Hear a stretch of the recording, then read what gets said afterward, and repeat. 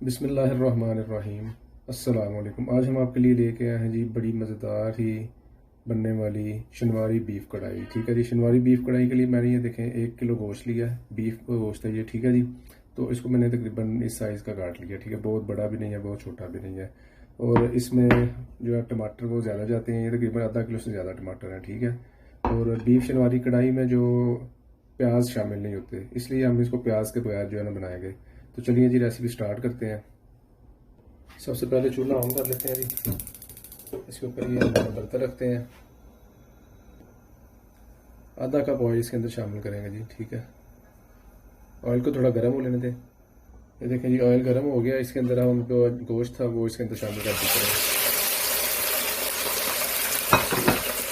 گوشت شامل کر کے ہم اس کو 5 سے 6 منٹ کے لیے اس کو پکائیں گے۔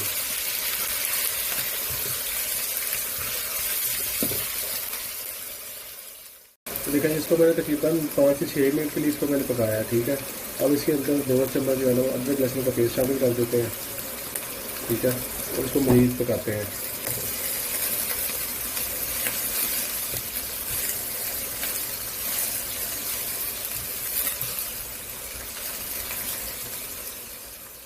لہسن اور ادرک ڈال کے میں نے تقریباً 4 سے 5 منٹ اس کو مزید بھونا ہے۔ ٹھیک ہے جی، مزید پکایا ہے اس کو۔ اب اس اسٹیج پہ آ کے ہم جو ہے نا اس کے اوپر جو ہم نے ٹماٹر تھے ہمارے پاس وہ سارے اس کے اوپر ایڈ کر دیں گے اس طرح سے۔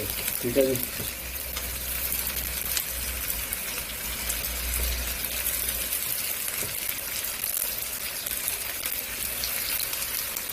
اور اوپر سے ہم اس کو کور کر دیتے ہیں، تقریباً 7 سے 8 منٹ کے لیے اس کو پکنے دیتے ہیں۔ آنچ ہم نے ہلکی کر دی ہے۔ ٹھیک ہے جی، 7 سے 8 منٹ بعد انشاءاللہ ملتے ہیں۔ یہ دیکھیں تقریباً 7 سے 8 منٹ ہو چکے ہیں۔ ٹھیک ہے، تو اس کی یہ کنڈیشن ہے۔ اب اس کے جو ہے نا وہ چھلکے ہم اتارتے ہیں، ٹماٹروں کے سارے چھلکے اتار لیں گے۔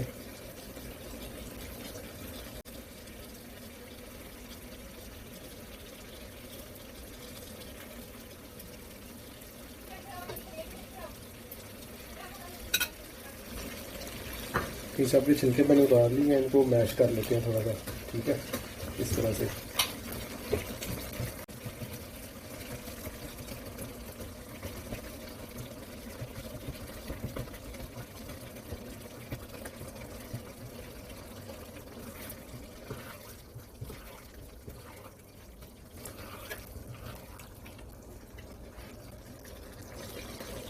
اب اس کے اندر ہم 2 کپ تقریباً پانی شامل کریں گے۔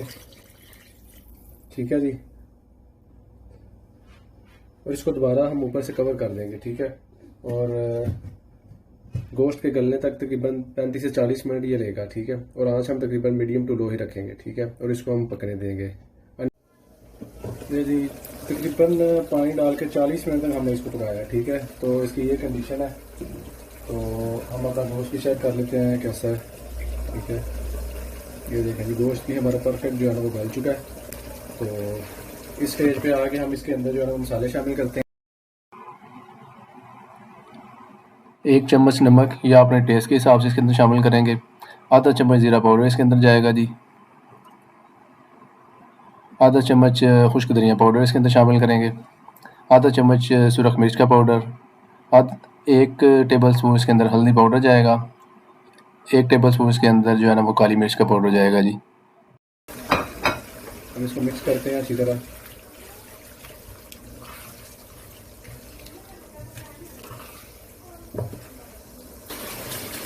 سارے مسالے ڈالنے کے بعد میں نے تقریباً اس کو 2 سے 3 منٹ کے لیے بھونا ہے۔ ٹھیک ہے، تو اب ہم اس کے اندر دہی شامل کریں گے۔ دیکھیں دہی میں نے اچھی طرح پھینک لیا تھا، 1 کپ میرے پاس دہی ہے وہ اس کے اندر شامل کر دیتے ہیں اس طرح سے۔ دہی شامل کر کے اس کو مزید 5 سے 6 منٹ کے لیے اس کو بھونیں گے۔ دہی ڈال کے تقریباً میں نے اس کو 6 سے 7 منٹ اس کی بنائی کی ہے۔ ٹھیک ہے، اور ماشاءاللہ یہ اس کی گریوی بھی کیسی بالکل یہ دیکھیں کیسی اچھی بن گئی ہے، اور بہترین اس کی خوشبو بھی اچھی آ رہی ہے۔ اب ہم اس کے اندر تھوڑا سا کٹا ہوا ادرک ڈال دیں گے۔ ٹھیک ہے، اس طرح سے 3 سے 4 سبز مرچیں، اور اوپر تھوڑا سا دھنیا ڈال دیتے ہیں۔